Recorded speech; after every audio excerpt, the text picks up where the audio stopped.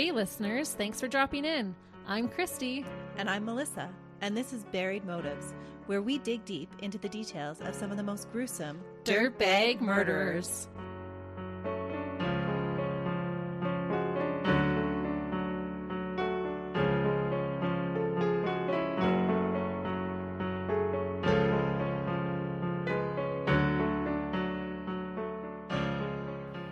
Hey listeners, Welcome back to Buried Motives. we're glad you're joining us again.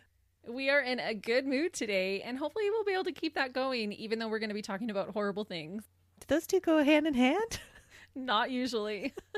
Okay, I better clarify. We're not in a good mood because we're talking about a murderer, but we've been chatting for a while before we started to record, and we've been having some good laughs. Yes, we have. One day we'll have to invite our listeners to hear all the pre-recorded stuff, That's true. Maybe do a live. and they can join in on the conversation. That'd be awesome. We were listening to some of our past recording stuff just a minute ago, and I said to Melissa, why are we so weird? We are so grateful that you guys keep coming back and listening. We really are. We're happy to have you as part of our Buried Motives family. Mm-hmm. So, Christy, what have you got for us today? Well, today's case is one that I just happened to stumble upon while doing other research, and was one that I hadn't heard of before. So I kind of found this one by accident. I love those ones. That's like fate laying it in your lap for you. I really think so. When I heard this one, I actually thought of you. I thought Melissa will really dig this case. You got me curious. Why am I going to dig this case? I don't know. I just felt like you will think it's interesting. Is there cool forensics or is it because of the brutality of it? What kind of person do you think I am? Well, you're just going to have to find out. But I am interested if any of our listeners have heard this case. So if you have, please let us know. So I'm going to take a wild guess and say we are going out of North America. We are. We're going to go to Indonesia today. Ooh. And maybe that's why it made me think that you would like this one, because you often like to go to obscure places and do cases from those places. Yes, I'm researching one right now that I'm super excited about. That must be it. Also, this case has a lot to do with black magic and a man seeking power above all else. I love it. I figured you would. I just find it so fascinating how people's belief systems play into their actions and what it allows them to do to other people. And that is totally the case with this dirtbag. Now you've piqued my interest. He had a goal of murdering 70 women, but was caught after killing 42, a fact that he openly admitted he was disappointed about. Which reminded me about Robert Pickton saying he had wished he'd been able to take one more woman's life to make his kills an even 50. I just thought the audacity of these dirtbags. Yeah, that is so wrong. Yeah, I don't know what can be that much worse when a dirtbag gets caught and their response is to say, oh, dang it, I didn't get to murder more. Yeah, I didn't reach my goal. Right. Is he narcissistic? No, I wouldn't say so. Okay. To be honest, no.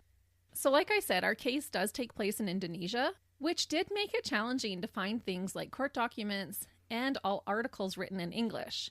But I was able to find quite a bit of information about what transpired between 1986 and 1997, the years of rampage by our killer. I must say that as I did research this case, it was hard to believe that I wasn't reading about an old-timey murder from the 1800s. Despite the details sounding like some type of urban legend, he was only arrested 25 years ago. Yeah, that isn't that long ago. I was actually thinking that's outside of the golden age of serial killers. That's Yeah. when forensics was starting to come around and we had better technologies to catch people. That is true. However, I'm not sure the technology that they had in Indonesia at that time. I don't know if they were ahead of us, behind us. I don't know. Oh, good point. I'm going to first set the scene. Our case takes place in Medan, Indonesia. Medan is the largest city in Indonesia's North Sumatra province and one of the four main central cities of Indonesia, joined by Jakarta, Surabaya, and Makassar. And I'm going to apologize right now for mispronouncing names. I'll do my best, but I mean no disrespect if I say a name wrong. But it's for sure going to happen. Absolutely it is. Even if I have the right spelling, just the way I say it, there's going to be a Canadian flair to it. So I do apologize. We love our Canadian flair. Yeah. No kidding, eh? Was she talking about Hoser? Get over there, you little Canuck. We actually don't talk like that. I don't know why we get teased about it.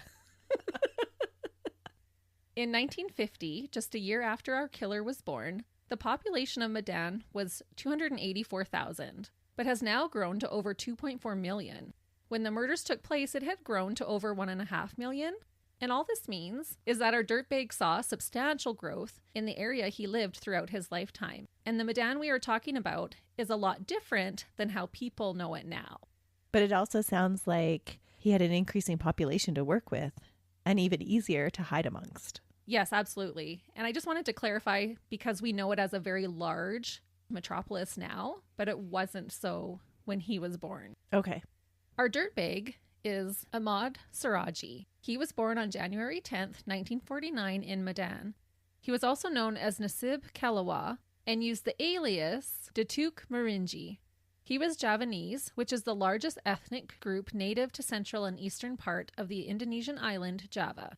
Ahmad's father was a well-respected man in their community. He was revered as a sorcerer, which we will talk about in a moment. Although his father was looked up to by the community and his son, he was kind of a dirtbag. He was very neglectful of Ahmad. All Ahmad wanted was his father's approval, but instead he was bullied by him. So because he was looked up to by the community, is this a community that does practice black magic? Absolutely. It was very prevalent in Indonesia at that time. Okay. So it was like their traditions.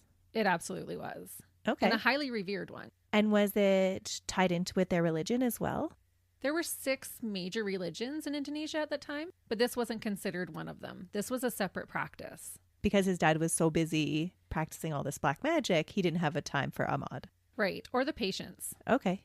Ahmad was not provided with a proper education growing up and had a hard time making friends. Kids his age would also pick on him. He was described as being different, and I wonder if he gave off the vibe that something wasn't quite right with him or if he was just a product of his environment. And maybe possibly both. It's always both. But I do find it so interesting that kids often pick up on those personality differences way faster than adults do. For sure. I'm wondering if there was some kind of personality disorder right from a young age. Yeah, because I think kids pick up on somebody that's not fitting into the social norms that they expect. And so they're more apt to point it out or ostracize a child, which is sad, but they notice. Mm-hmm. Whereas adults, we have a tendency to be a little bit more lenient and more accepting of different personalities because we've been taught we need to be kind to everybody kind of thing. Right. We're definitely more tolerant. Yes. Or he'll grow out of it. He's going through an awkward stage. Yeah. Oh, that's just a kid. Yes. Where kids are like, oh, that guy's weird. Mm-hmm. But I'm sure we've all met that person where there's just something off about them and you just can't quite put your finger on it. And I think that's how it was with Ahmad. And I often think that happens too with people that just have that evil vibe about them. Yeah. With what he goes on to do, I wouldn't doubt that he had that from the beginning. So creepy. Indeed.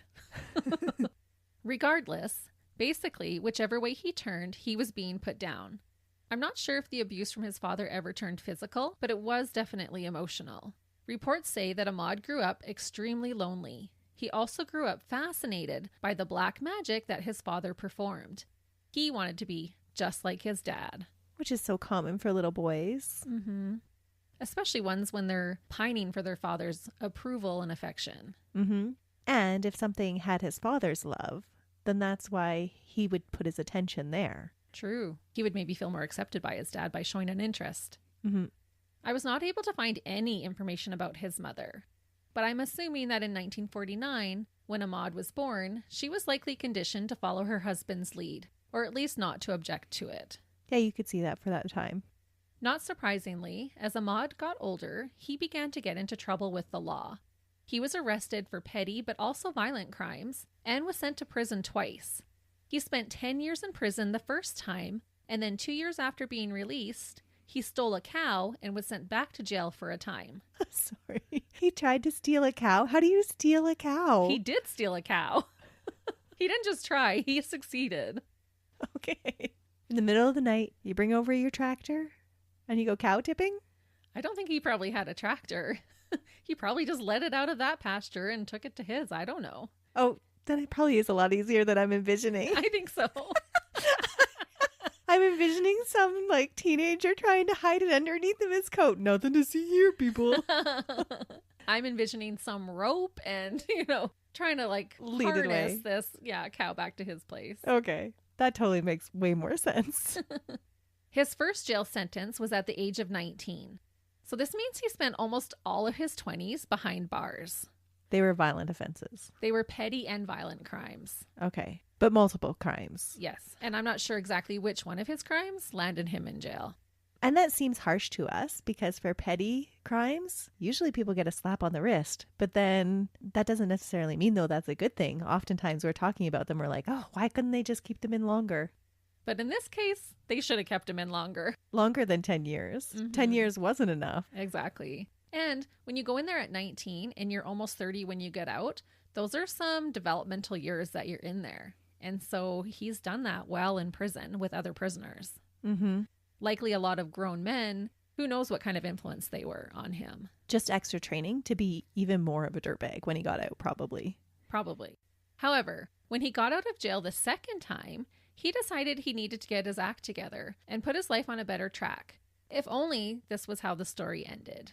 Ahmad would absolutely put his life on a different track, but this track would turn out to be a deadly and sinister one. Do you know what his influence was to turn his life around? Well, Ahmad wanted to be respected by the people around him like his father was. And so he decided to follow in his father's footsteps and become a sorcerer. Because at that time when he got out of prison, everyone was looking down on him. And he remembered having so much admiration for his father of how the people in the community looked up to him and respected him. Mm. He was a duken, which is a type of sorcerer. I'll do my best to explain, as I think it's a little different from how we understand it in North America. But I think it is important to go over as it does give us context to this case. Duken is the Indonesian term for shaman. I believe it is a class of shaman that uses more supernatural powers. A shaman is a traditional healer, a spirit medium, an expert of sorcery, and a master of black magic. Many believe that dukens possess all these powers and can help grant people the things they most desire. Others believe they are just scammers who prey on the superstitious and vulnerable. To become a duken, the knowledge must be passed down to you orally. Customs for this can differ from region to region. Some people can seek out to become dukens and be like an apprentice, but for others it's inherited. When someone inherits their knowledge from a parent or grandparent, they are held in higher regard than other dukens. So this set Ahmad up, then? It really did. I'm not sure if Ahmad did actually learn from his father, but I'm sure it worked in his favor to be the son of a sorcerer. In my research, it seemed like the title of sorcerer, duken, and shaman were often used interchangeably. There would usually be an initiation ritual where they would meditate alone in some remote area like a mountain, waterfall, or even a cemetery. This is totally giving me narco-Satanist vibes. I actually thought you would connect it to that. That's why I thought you would like this case. Yeah. Not all dukens would perform the same service. They would be called on for various reasons, which I will list, just to give us a basis of what is about to happen with Ahmad. Dukens would be called for supernatural or paranormal concerns, like possessions, in which they would perform exorcisms. Health issues that needed to be healed using herbs, mantras, or chants, inanimate objects, spiritual communication, prayer, and offerings to heal. They were also needed when a prophetic vision was needed, mostly when a person was wanting to communicate with a deceased loved one to gain insight into the future. Protection blessings, to keep a person, land, or business safe from things like termites and demons, or to help ensure a good harvest. Oh, Leonardo could have used his help. Yeah, no kidding. For the protection blessing.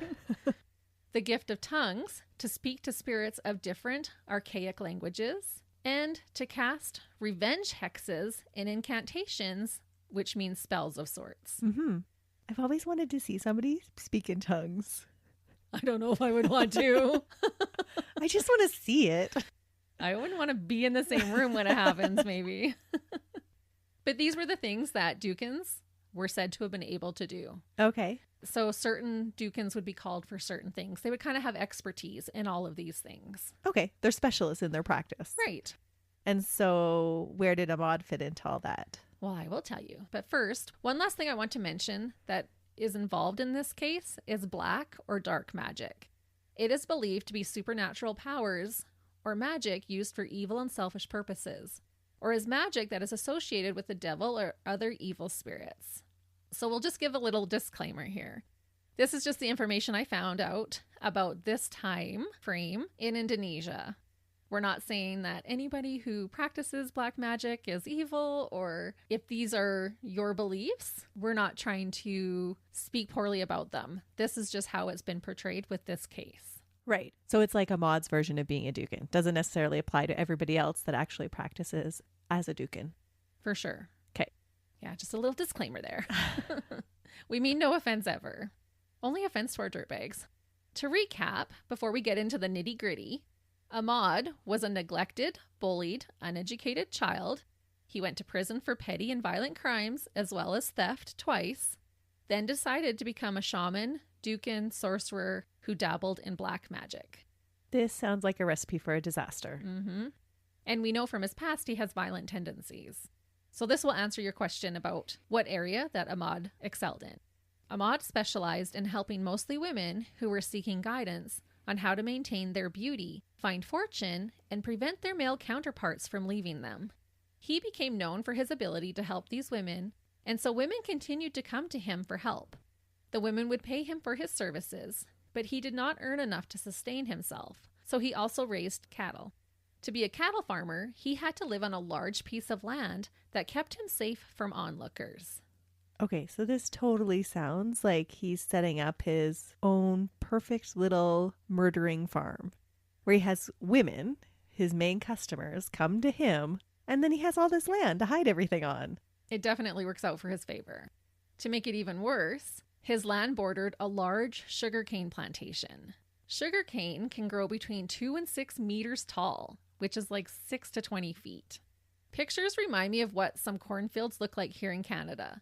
They can be looked at as creepy, secluded places to get lost in.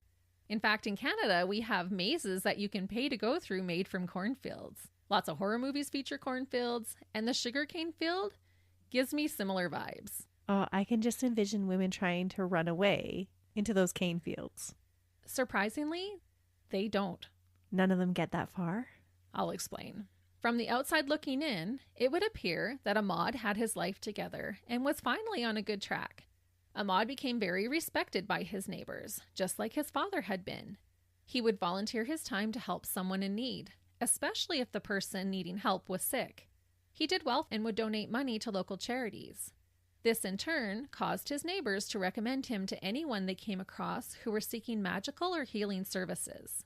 Okay, now I'm getting Dorothea Puente vibes. It's all rolled into one with this case for you. Wow. You're welcome. People believed he could do things like move the clouds, heal the sick, and make people rich and beautiful. Oh, you can totally see how he would be sought after then. Yeah, imagine him in Hollywood. Yeah. Ahmad did okay in the romantic department. He was married 3 times, but never divorced. What? He was a polygamist. With all of his wives together? Yep. Sister wives. Totally sister wives. You don't know how true that is. Okay. When I looked it up, I believe polygamy is still legal there, so he wasn't actually breaking the law. The part about having 3 wives wasn't that shocking to me. What did surprise me is that all of his wives were sisters. No way. Yeah, so they were literally sister wives. Keeping it all in the family, I guess. Yep. Their names were Nagatia, Tuminai, and Tumina.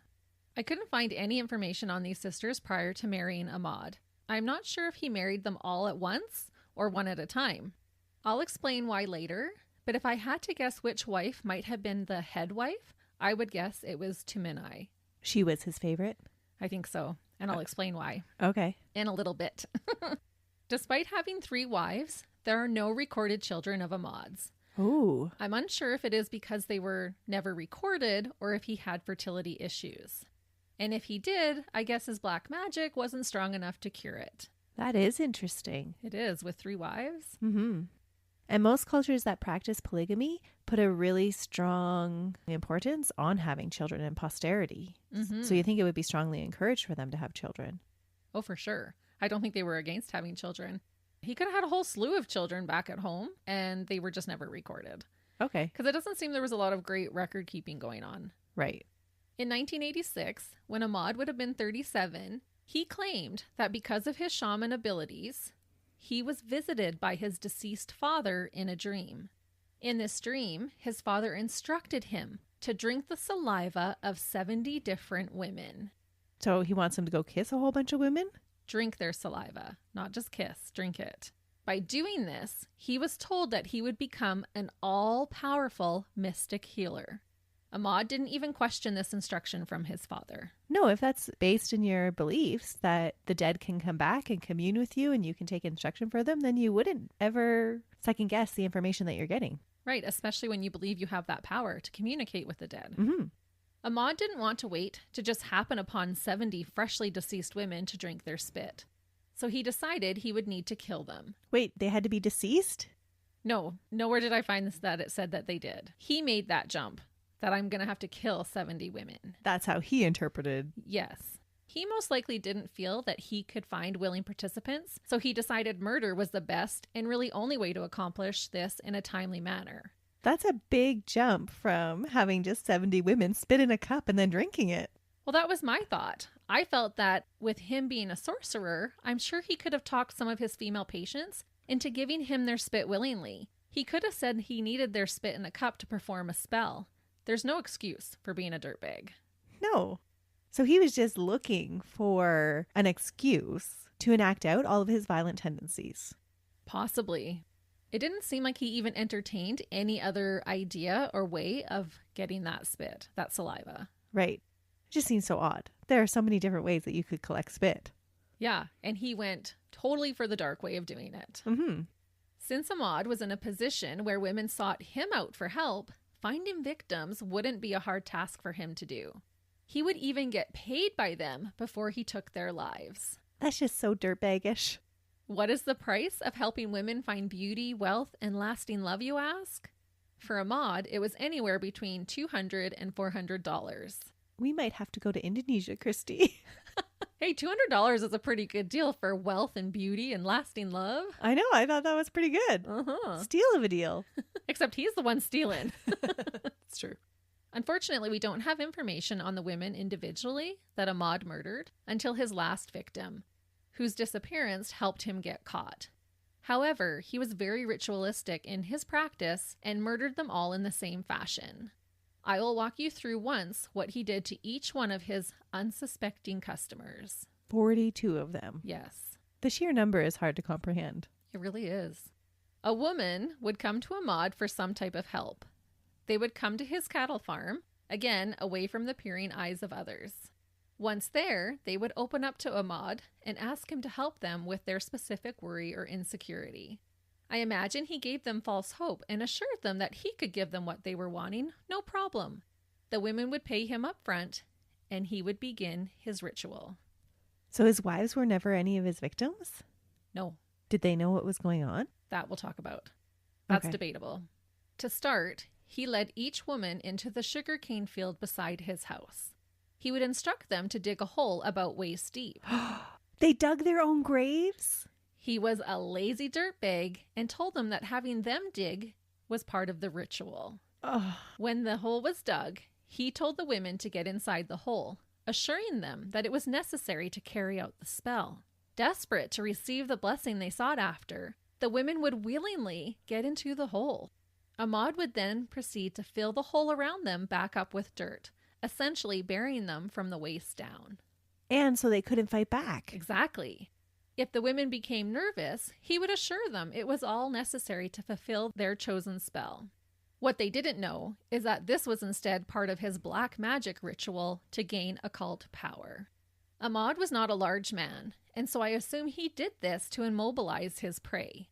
Once the women were stuck in the ground, he could walk around to the back of them, take out an electrical cord, and strangle these poor women to death. So he strangled all of his victims. Yes, all in the same manner. Made them dig their hole, made them get in, buried them back up from the waist down, walked behind them, and strangled them with a cord. Was there any witnesses that came forward after the fact that said, yeah, I got out of the hole and ran away? Nobody did. Nobody What? got out of the hole. Maybe it's just because of what we do, but I'm thinking I'm not getting in any hole. Sorry. They are just believing him. They're going to him for help. He's highly recommended. He's respected and highly revered in the community. And so they believe him that this is just part of the ritual. How would your spidey senses not be going off, though? Yeah, and we will talk about that with his final victim because we hear more about what she went through. The belief must have been so strong to keep them in that hole while he filled dirt around them. Yeah, but he assured them the whole time, don't worry, it's fine. This is just part of the ritual. You want to be beautiful. You want to keep your husband. You want wealth. This is how you're going to get it. That belief must have been so strong. Absolutely. Which makes him so terrible because he's using that against them. Yeah, he's such a manipulator. For sure. Once he knew they were for sure dead and would not regain consciousness, Ahmad would in fact drink their saliva. He would never admit how he did it, just that he did. Police don't know if he somehow scooped some of it into a cup to drink or if he just slurped it right from their mouths. My guess is the latter. Ugh, gross. After drinking the magical spit, Ahmad would dig the women's bodies back out of her hole to remove her clothing. He said he did it so her body would decompose faster. Next, he buried their bodies, not in the field, but closer to his house. The field was just so no one could happen to spot his devilish work. To channel even more of the spirit's mystical powers, he would bury the women laying down with their heads facing towards his house. He 100% believed that if these dead, decaying women were looking in his direction, his powers would grow even more. What? So all these women are buried on his property with their faces towards his house. That is so bizarre because usually with a killer that has any kind of remorse, they turn their faces away from like the exit or away from where the killer's going. Like the killer doesn't want them looking anywhere in his direction. He has no remorse. These are just a means to his end of gaining more power. To do what with?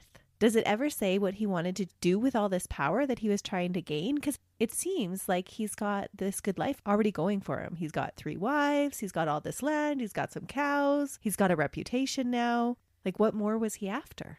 I think his whole life he just wanted praise and approval because that's what he didn't get as a child. I think he was trying to fill that void over and over again. Huh. And why just be a sorcerer when you can be an all-powerful sorcerer? It kind of gave me Jafar vibes from Aladdin. Oh, I can see that. Yeah. Mm-hmm. It was just his greed. Power hungry. Yep. It was common for people to consult mystic doctors in Indonesia.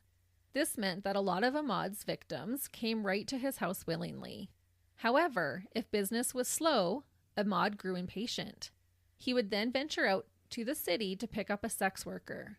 This poor woman would then become his next victim. He chose sex workers because he thought they wouldn't be missed, and it would be harder to determine if they were even missing. So that just seems counterintuitive to me because he's killing his customers that people know are coming to his house, that they could have families that are looking for them, and they know their last known place is going to be with him. And then he's choosing sex workers because they're ambiguous. Like that just seems more like he's choosing them because he's lazy. Well, not necessarily, and I'm going to explain why. Okay.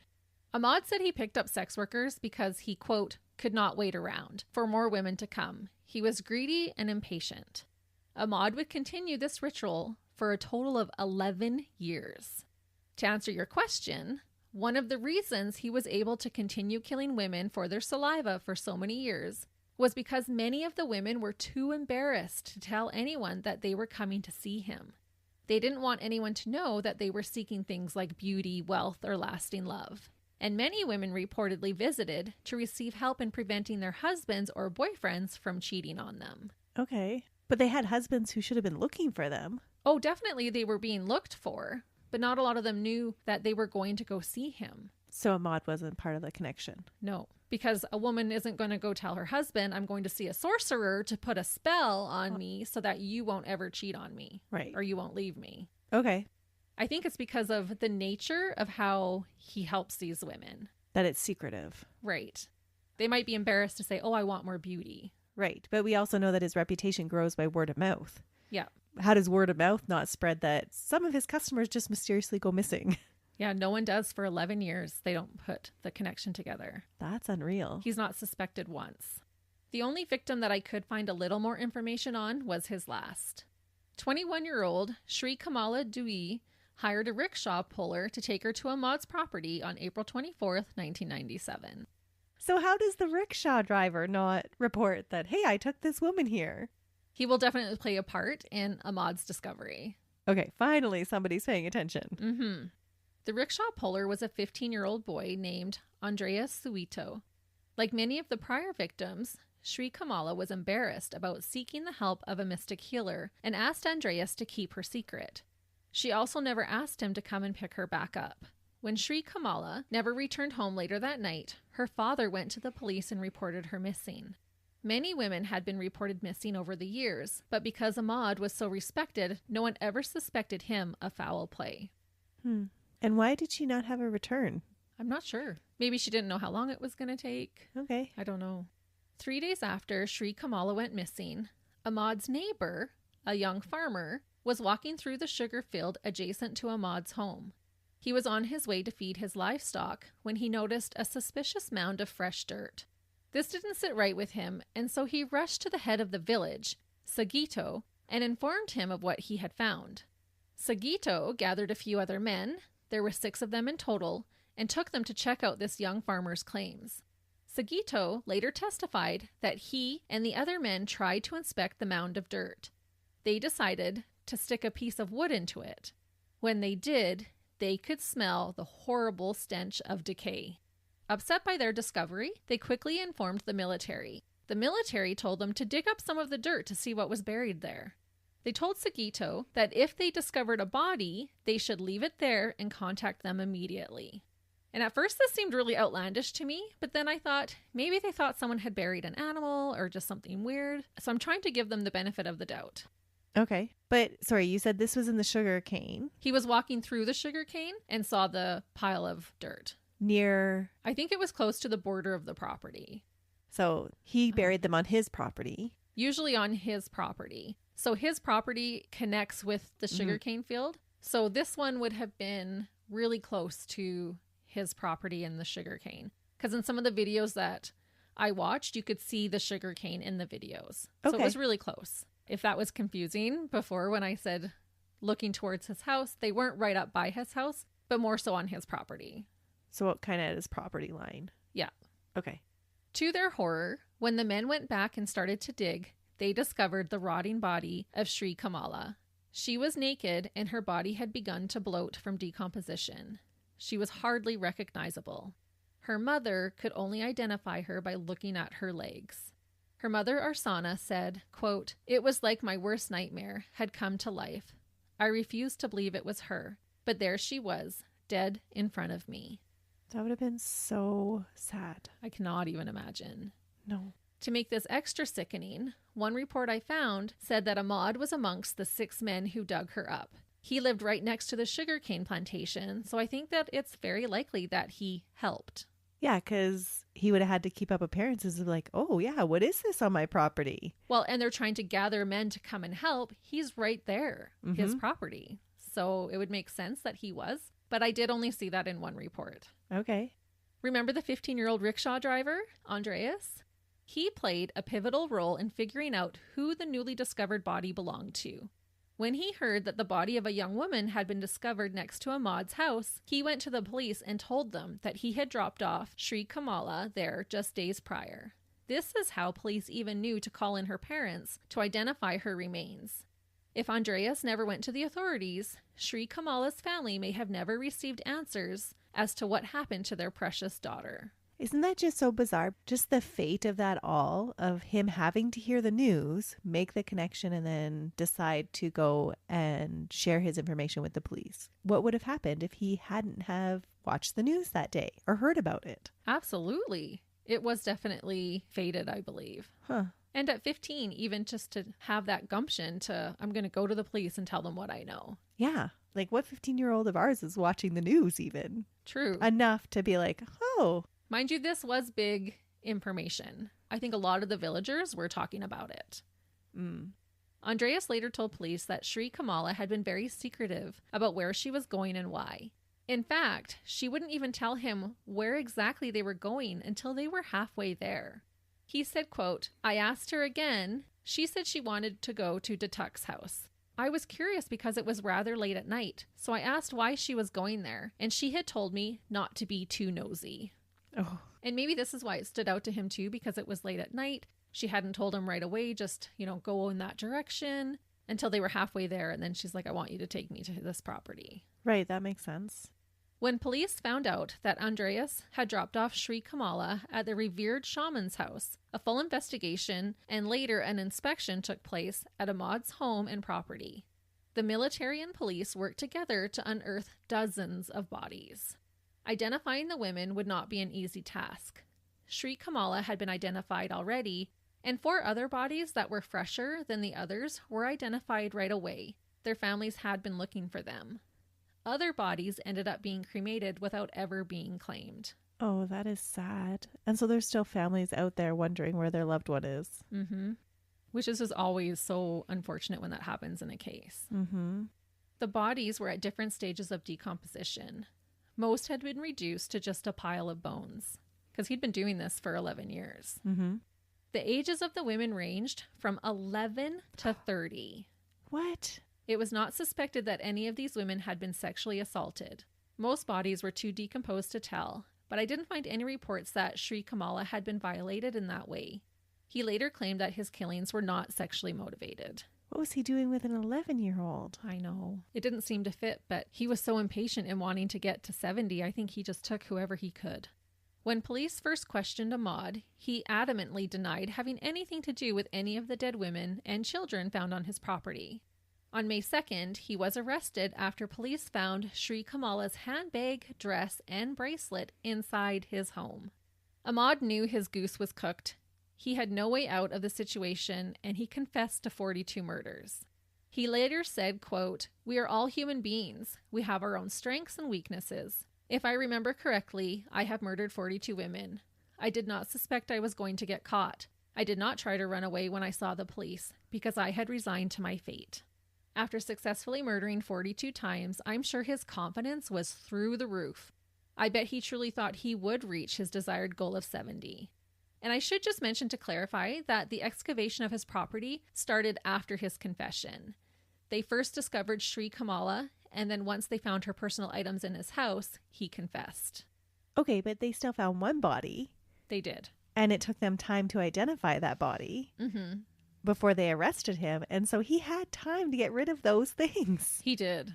It just always floors me when their confidence is that high that they're like, oh, I don't even need to get rid of evidence, even though I know they're going to be at my house looking. Well, and I believe when he's, being a dukin, a sorcerer, a shaman, he's feeling above everybody else probably at this point in time. He's gotten away with 42 murders. He said right in that quote, he never thought he was going to get caught. Yeah, he's just feeling above it all. He probably thinks that he can cast his own protection spells against anybody coming in on him. Yeah, he would be feeling invincible. I'm almighty and I'm growing in power. There's no way I'm going to get thrown in jail for this. Which is totally a narcissistic view. It is, that's true. Because the graves had become so overlapped throughout the years, police didn't dismiss the idea that more than 42 victims could have been actually discovered. It sounded like they had a challenging time putting all the right bones together. They didn't have their own individual graves? I think some had overlapped a little bit. Oh, okay. Over the years. That's disturbing. Mm-hmm. It was just a bone pile. Yeah, in some areas. To try and help identify the victims, authorities told the public to come forward with names of missing women in the area. 80 additional names were brought forward. It is unsure how many more he might have murdered. However, I don't think he reached his 70. I believe it could have been the 42 he admitted to. He had such a specific goal, I'm sure he was aware of the exact number he was at all times. Oh yeah, that totally makes sense. If you're aiming for 70, you're counting them down one by one. I believe so. But my question is, do you think he would have stopped at 70 when he reached his goal? Well, he would have had to come up with a new reason to keep killing them. Yeah, I'm not sure if he would have continued. I think by the time you've killed 70 women... You think he'd have a lust for it by then? Maybe.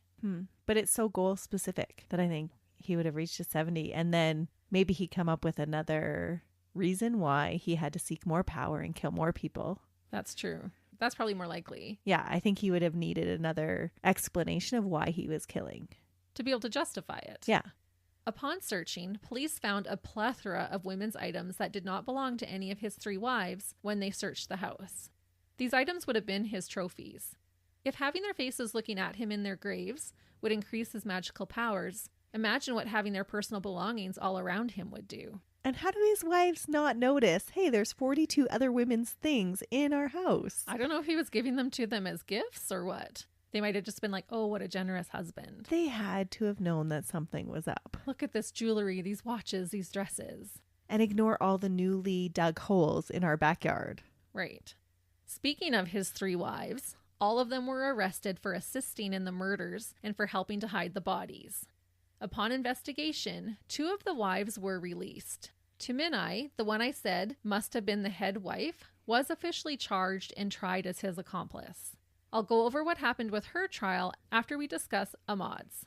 His trial began on December 11th, 1997. The charges against him compiled a 363-page document. Oh.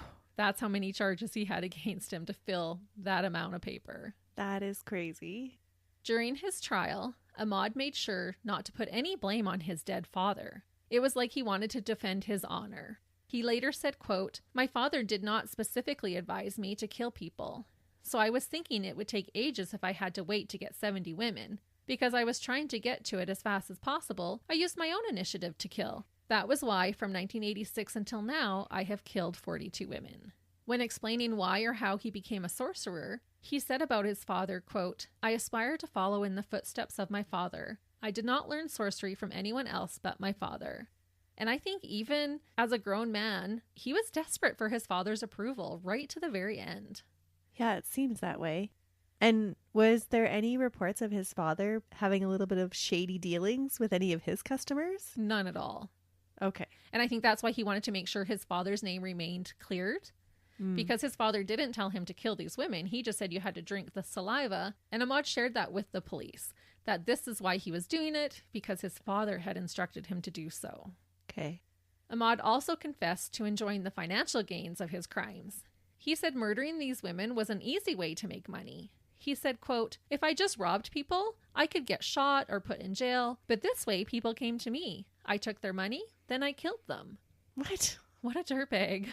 So they came to him, that he must have told them a fee ahead of time, which they were going to pay him anyway. So he didn't need to kill them. Right. But he's saying, and in his experience, this was true. He went to prison for over a decade for theft, but was allowed to continue killing women for 11 years undetected. So he's saying, I tried the stealing.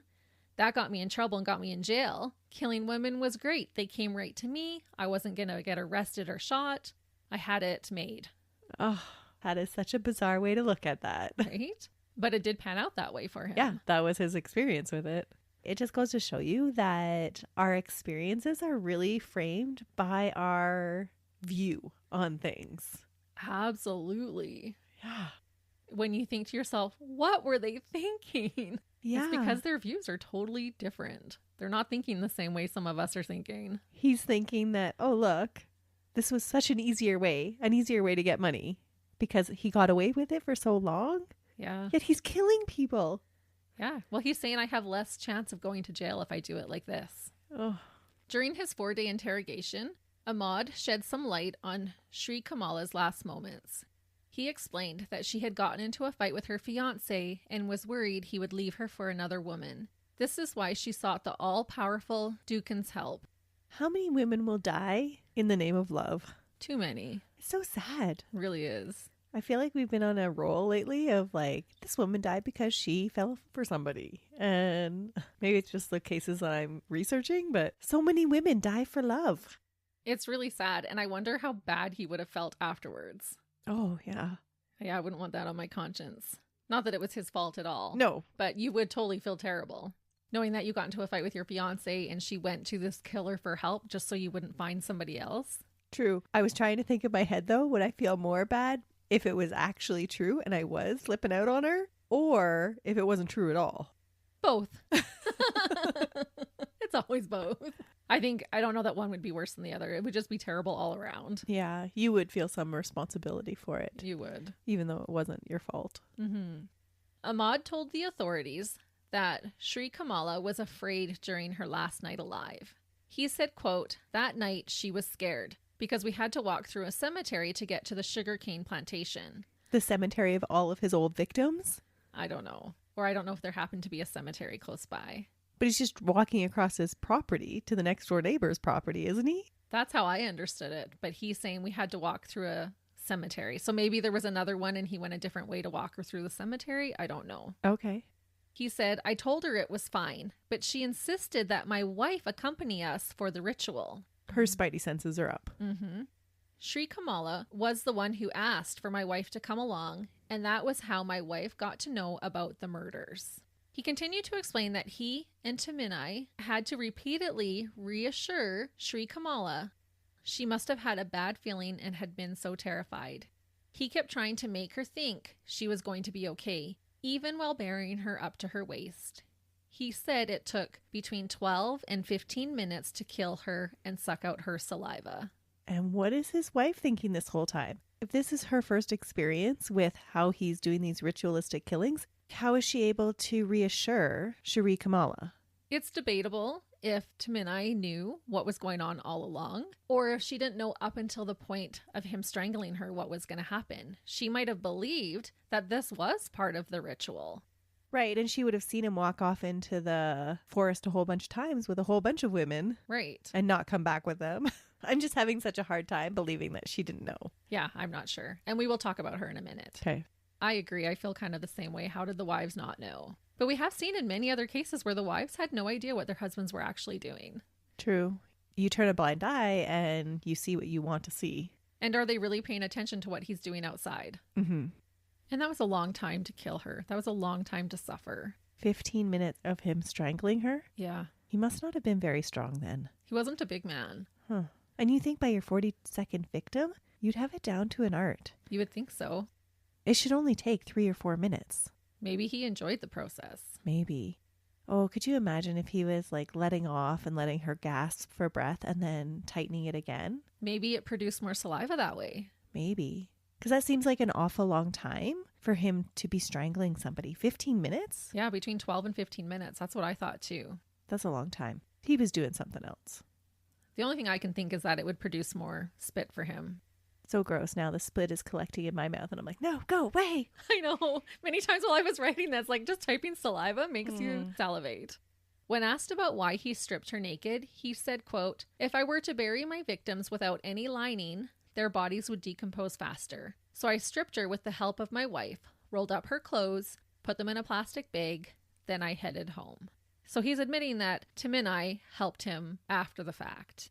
And he didn't abuse them. There's no record of him abusing them. They weren't afraid of him to go along with him. Not at all. They would have been looked up to. They're the wives of this powerful sorcerer. So bizarre to me. This well-respected Dukan. Huh.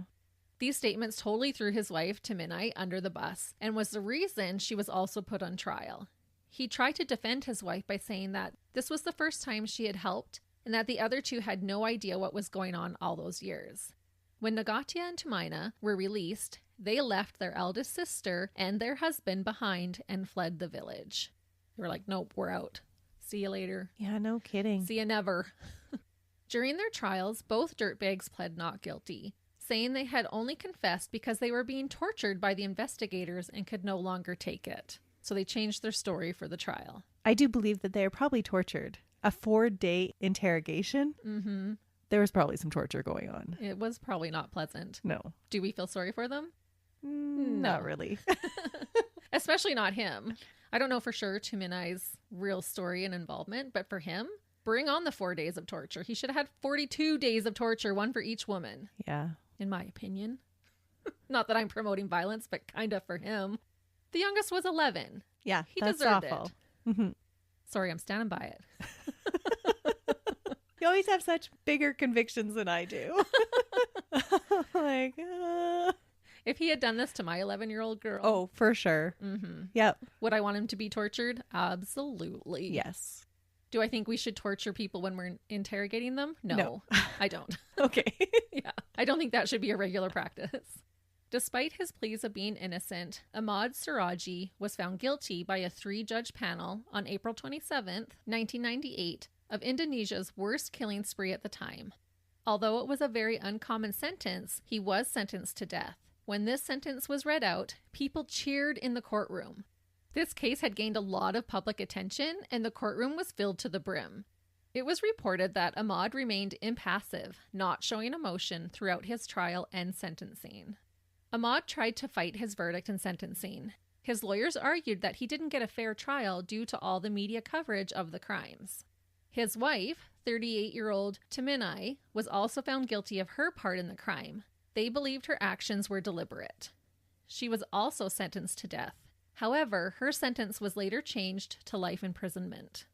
And has she made any statements after the fact? None. Huh. None that I could find. Like I said, there was a lot of articles that were not in English. Yeah. So that made it a little more challenging for me. On July 10th, 2008, Ahmad was executed by firing squad. The execution went forward, despite a last-minute plea from Amnesty International, a human rights group. What?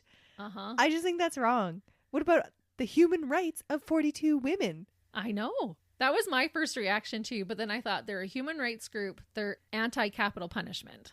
Okay. Because that was my thing too. I'm like, Amnesty International, get away from that. Let it be. Yeah. I can see that. Everybody has their rights to live. He was a human. Even dirtbags. Yep. I have to ask, if he really had magical powers, why wasn't he able to save himself? Regardless, thankfully, his plea for clemency was denied. Is it totally wrong that I'm wondering, I wonder if they made him dig a little grave and filled him in so that he couldn't run away while they fired at him? They didn't. But that's a brutal way to die. Firing squad? We don't hear that very often. Back in the olden days, but like I said, this is a more current case. Before his death, Ahmad had only one wish, to be able to see his wife. And they granted him this wish. He got to talk to her one last time. And this is another reason I believe she was his favorite. The other two had left him by this time. They had. Ahmad had served 10 years in prison before being executed. Reportedly, he gave up his shamanism and converted to Islam. He became a devout follower of his new religion. He was somewhat of a celebrity to his fellow inmates, making him quite popular. So popular that he began giving religious advice to his prisoner friends. Oh, no. He said, quote, "The black magic came from God. I don't have it anymore. I have repented. I hope I have a chance to live." And I thought, why? Why do people idolize serial killers? He had even murdered children. But he was like this great almighty killer in the prison. Well, he's a killer amongst other criminals. I guess so. Right? So it's whatever you worship. I guess. But in North America, people who murder children do not fare well in prison. Yeah, that's true. They're not put on a pedestal. Yeah. And what was that comment that he made about God? He said black magic came from God. He says, I don't have it anymore. I've repented, meaning I'm assuming he means repented of the murders. Okay. I hope I have a chance to live. So this type of statement to me is dismissing any responsibility. Yeah. He's saying it came from God and I've repented, so it's all good. Like I should be forgiven. I should be allowed to live. It's just a bizarre statement to me. It's a dirtbag statement. It's him trying to justify what he did. Yeah. In my opinion. Some journalists claim that because Ahmad was a traditional sorcerer, his crimes are looked on with a bit of tolerance by the people of Indonesia. However, the people in his community were so outraged and felt so deceived by him that they totally destroyed his home. And they really did. I saw pictures of the house inside and there was only walls left. It's surprising how often that happens, that the poor house has to take the blame for the dirtbag that lived there. Yeah, but I wouldn't want to move into a house. Don't you remember us watching Sinister? You don't want to move into a house where stuff like that has happened. It's true. If any of you missed it, that was our Halloween movie that we watched. Yeah, we learned not ever to move into a haunted house. And I learned that Melissa's fight or flight is definitely flight. She may have hurled herself across the room when her daughter came in the house. We weren't supposed to tell anybody that. You share all my embarrassing secrets. I am the bigger scaredy cat of the two of us. Yeah, I will agree. That's why it takes some convincing to make me watch scary movies. I just had such a fun time watching you during the scary movie. It was great. I think we need to watch part 2 next. Yes, maybe. But now back to his neighbors. One of his neighbors expressed feeling betrayed by a man who was once so respected in their community. At the time of Ahmad's death, the family members of his victims were still so outraged. In fact, the plans that were made to bury Ahmad's body in the public cemetery had to be canceled. There were over 100 people waiting at the cemetery ready to disrupt his funeral. So this is 10 years later. They're still riled. I don't think I've ever thought about that, but they actually get a funeral, hey? Yeah, of some sort, I guess. I think it was more meaning like the burial. Okay. Because I think in a lot of them, they will just go to the burial. They might have a spiritual leader, Yeah, say some words. say something and then bury them. They're not having a memorial service for him or anything like that. Not like we know it. Okay. As far as I'm aware, anyways. I don't know who would have even been able to attend his funeral. But the townspeople were like, nope, we're not letting him have a peaceful burial. So it had to be canceled. A different local healer said about this case, quote, "The case of Ahmad Suradji is an aberration. If you don't have the right background, the right education, or the right teacher, then things could go badly wrong." Another said, quote, "He pretended to be a shaman who could heal any kind of disease. If someone asked to be healed, both their possessions and their lives were taken." Today, as far as I could tell, people still visit sorcerers in Indonesia, some even in the shopping centers of major cities. Many people who use these services admit that there is always a risk when messing around with the supernatural. Hence why I never allow a Ouija board in my home. We just don't go there. You just don't want to set yourself up. Yeah, you don't want to invite anything into your home that you don't want to have there. Despite traditional sorcery still being practiced, the people who lived in the same village as this grotesque serial killer say they have been deterred from seeing other mystics. I'll end by one last quote from the disgusting killer of the day. In his final interview before being executed, reporters commented about how less concerned he was with being put to death than he was about not completing his goal. Ahmad said, quote, "The target was 70. Yeah, that just totally speaks to narcissism to me. It does. And zero remorse. Mm-hmm. And that is the case of the totally nasty dirtbag who was willing to do anything to make himself as mighty and powerful as he possibly could, the vile and putrid Ahmad Suradji. That was a disturbing case that you brought us, Christy. I always find it so fascinating when we go to other countries and explore how their criminal system works and how their court systems penalize their criminals. For sure. It's always good to broaden our horizon about what's happening or what has happened in other parts of the world. Mm-hmm. But that's it for me this week, and Melissa will have another case for us in just 7 days. But until then, we hope you have a wonderful week. See ya. Bye.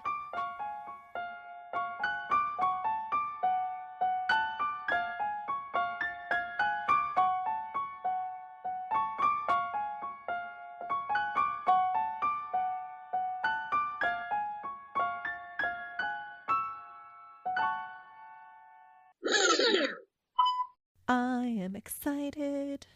Me too. Are you excited because it's not your turn? Yes. It's always so much easier. I just get to sit back and listen to the story. I know. That's how I feel when you record. I don't know. Okay. So Christy, what do you do? There's something that sounds loud. There's just dying off now. Oh, that's the heat. Okay. Yeah, because it's getting cold in Canada. Up in this neck of the woods. You can Spider-Man your butt up there. I'm fine. I'm fine. Everybody's fine. Everybody's good. Everybody's good. See, we're smiling. Dry? My mouth is so dry. Couldn't be all the chocolate and gummy bears we ate before we started recording. And that's why we're so all over the place. It's because we're already hyped up on sugar. When will we ever learn, Christy? You're doing the movie room. I only have little arms. Okay. Like I said, why are we so weird? At least our weirdness matches. Sorry, did you want to say her name again? Because you were chewing a gummy Okay, bear? sure, maybe. Okay. 70 fun treats. Woohoo. In 2 days. Do we ever not snack when we're doing this? Rarely. Yeah. We've conditioned ourselves that we have to eat while we do it. Ahmad told the authorities that Ahmad told the authorities. Ahmad told Ahmad told the authorities. Guess what he did? He told them. Just think of a dill pickle. That'll make your mouth water. Okay. Let's hope we never have to decide what kind of capital punishment we want to go under.